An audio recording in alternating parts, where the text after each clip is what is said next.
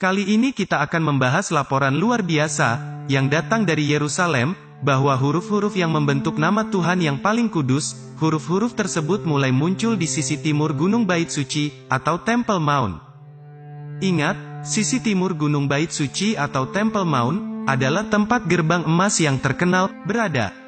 Dan menurut nubuatan, Sang Mesias akan memasuki Bait Suci, melalui gerbang timur. Nubuat Nabi Yehezkiel. Yehezkiel 44 ayat 1-3. Kemudian ia membawa aku kembali ke pintu gerbang luar dari tempat kudus, yang menghadap ke timur. Gerbang ini tertutup. Lalu Tuhan berfirman kepadaku, pintu gerbang ini harus tetap tertutup. Jangan dibuka dan jangan seorang pun masuk dari situ, sebab Tuhan, Allah Israel, sudah masuk melaluinya, karena itu, gerbang itu harus tetap tertutup. Hanya raja itu, oleh karena ia raja, boleh duduk di sana, makan santapan di hadapan Tuhan.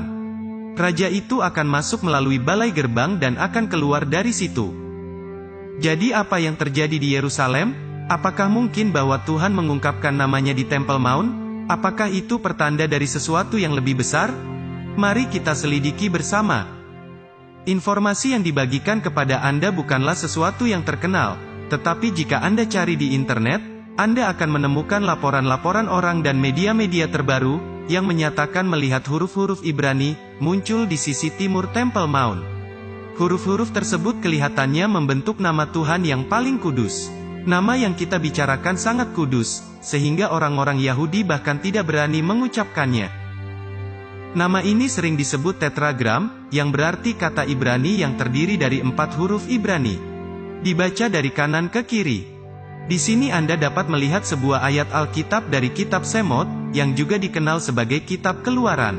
Pada Keluaran pasal 3, ayat 15, Anda dapat melihat nama Tuhan yang paling kudus bagi orang-orang Yahudi.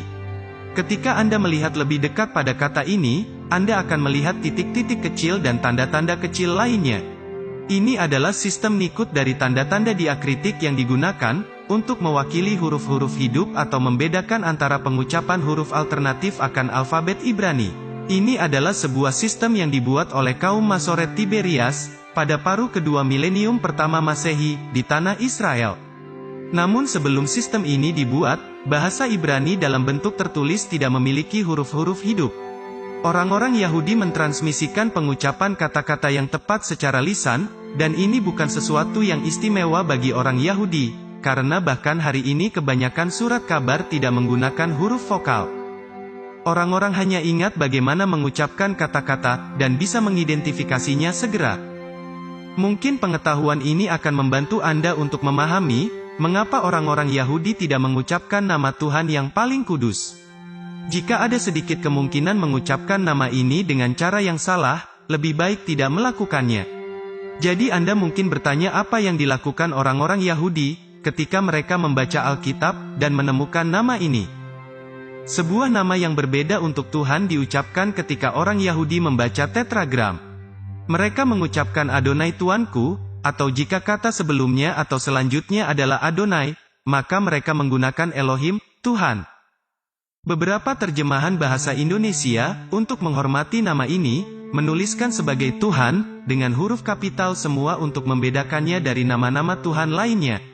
Dengan menyediakan Anda latar belakang ini, adalah untuk menekankan bahwa kita berurusan dengan nama Tuhan yang paling kudus. Dan tampaknya, 3 huruf pertama dari nama kudus ini muncul di dinding timur Temple Mount. Coba lihat sendiri dan beri komentar Anda jika Anda mengenali huruf Ibraninya. Huruf-huruf tersebut dibentuk oleh tanaman yang dikenal sebagai thorny chaper, yang menjadi simbol dinding Temple Mount. Sulit untuk mengatakan siapa yang pertama kali menemukan fenomena ini, tetapi ada yang mengatakan, itu ditemukan oleh seorang wanita Israel yang religius, yang terkejut melihat bahwa tumbuhan tersebut telah berkembang menjadi bentuk huruf. Huruf-huruf itu tampaknya ditulis dalam ketaf Asyuri gaya kaligrafi, yang digunakan dalam menulis teks-teks suci. Rabbi Yosef Berger, sang Rabi makam Raja Daud, di Gunung Sion, mengaitkan kemunculan huruf-huruf tersebut pada sebuah ayat di Ulangan. Ulangan 28, ayat 10. Maka segala bangsa di bumi akan melihat, bahwa nama Tuhan telah disebut atasmu, dan mereka akan takut kepadamu. Ayat ini dengan jelas menggambarkan bahwa kita akan melihat nama Tuhan di Israel pada akhir zaman, kata Rabbi Berger.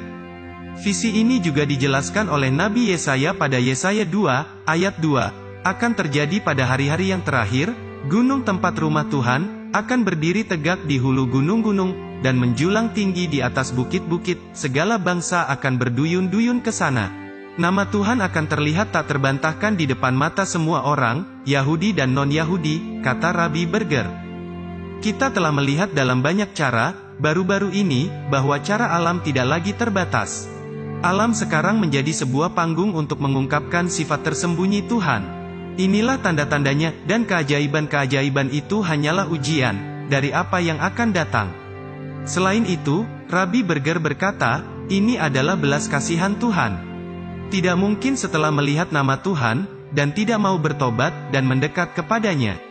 Sulit dipercaya, tetapi bahkan hari ini, ketika kita melihat peristiwa, keajaiban, dan tragedi yang belum pernah terjadi sebelumnya, ada orang-orang yang masih menolak untuk berseru padanya.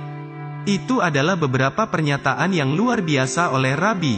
Ingatlah bahwa Yerusalem adalah tempat khusus bagi Tuhan, bahkan sebelum bangsa Israel mencapai tanah perjanjian. Tuhan sendiri telah menunjuk Yerusalem sebagai tempat pilihannya untuk selama-lamanya. Ketika orang-orang Ibrani masih di padang gurun, setelah meninggalkan Mesir, Tuhan berkata kepada umatnya, dari seluruh wilayah suku-suku Israel, Tuhan Allahmu akan memilih satu tempat supaya bangsa kita dapat datang ke hadapannya dan menyembah Dia.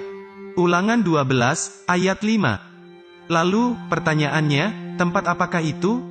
Dalam kitab Keluaran 20, ayat 24. Kau buatlah bagiku mezbah dari tanah, dan persembahkanlah di atasnya korban bakaranmu, dan korban keselamatanmu, kambing dombamu, dan lembu sapimu. Pada setiap tempat yang kutentukan menjadi tempat peringatan bagi namaku, aku akan datang kepadamu, dan memberkati engkau. Sekali lagi, kita mungkin bertanya, di manakah tempat seperti itu diciptakan? Seperti biasa, jawabannya ada di teks Mazmur 132 ayat 13-14. Sebab Tuhan telah memilih Sion, mengingininya menjadi tempat kedudukannya. Inilah tempat perhentianku selama-lamanya, di sini aku hendak diam, sebab aku mengingininya. Oke, tapi mungkin ada yang bertanya, di manakah Sion? Sion adalah tempat Daud mendirikan ibu kota kerajaan Israel. 2 Tawari 6 ayat 6, tetapi kemudian aku memilih Yerusalem, sebagai tempat kediaman namaku, dan memilih Daud untuk berkuasa atas umatku Israel. Dan bahkan sebelum Daud menaklukkan kota Yebus, dan menyebutnya Yerusalem, Tuhan sudah memilihnya, sebagai tempat khusus untuk Dia tinggal. Bahkan kita membaca bahwa, Tuhan akan tinggal di tempat itu untuk selama-lamanya. Dan menurut nubuatan Yahudi kuno, Yerusalem adalah tempat Mesias akan datang untuk mendirikan kerajaannya yang abadi dan membawa kedamaian shalom bagi umat manusia.